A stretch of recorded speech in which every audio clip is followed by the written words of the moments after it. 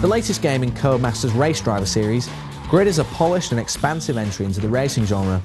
The series has long put the emphasis on making the driver, rather than the cars, the star of the show. And though Grid still offers you the chance to travel the world as a racing driver, the emphasis is firmly back on the racing itself.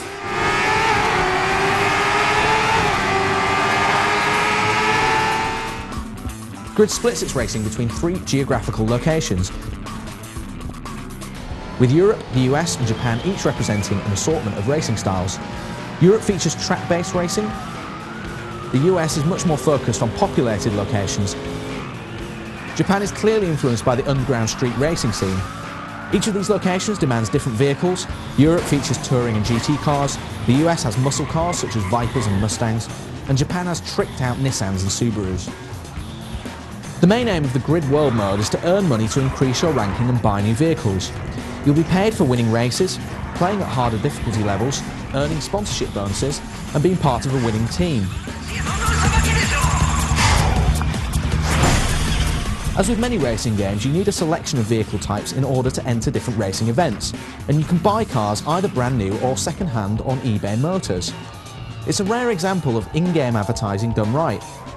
One thing that Grid doesn't focus on is upgrading vehicle components. Instead of buying new engines and the like, you'll just sell your old cars and buy something better online. The simple upgrade system and accessible racing style mean that Grid is more of an arcade-style racing game than a sim. That said, the game is incredibly challenging, and the opponent AI will happily smash you into walls.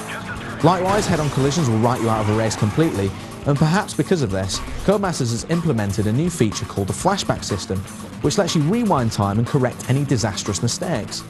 Your chosen difficulty level determines the number of flashbacks at your disposal, and there's a cash incentive at the end of each race for not using the feature.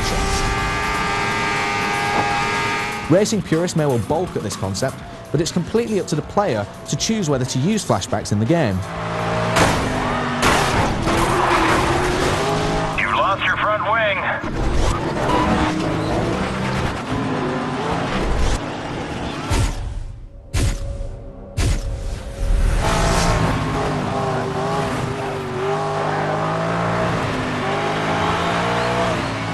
Grid's controls feel light, responsive and even quite forgiving, but the damage model and challenging AI can make for quite a few difficult first races. Minor bumps and crashes will do little to impact the performance of your vehicle, however major incidents will have a more drastic effect on your ability to race. Your vehicle might pull to one side or lose speed or acceleration, or even worse, it will just fail completely. Once you're aware of these obstacles, Grid becomes an enjoyably edge-of-your-seat racing experience.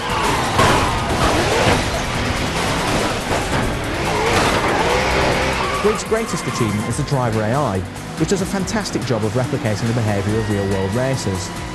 Grid's drivers move in a choreographed formation at the beginning of each race, but they begin to take risks and make mistakes as they try to get to the front of the pack. There are also distinct racing styles between teams and drivers. Race leaders will guard their positions closely, whereas those at the back will cautiously slow down and try to go around you if you spin out. Whichever difficulty level you choose to play at, they're a clever and challenging bunch to race against. On the multiplayer side, Grid offers support for 12 players connected online or via a local area network. All of the racing events from the single-player game can be played online, including demolition derbies and Le Mans, but the game modes are fairly limited, with only ranked, player or private matches to choose from. As both an extension and a rewrite of the Race Driver series, Grid is a wildly successful progression of Codemasters' art.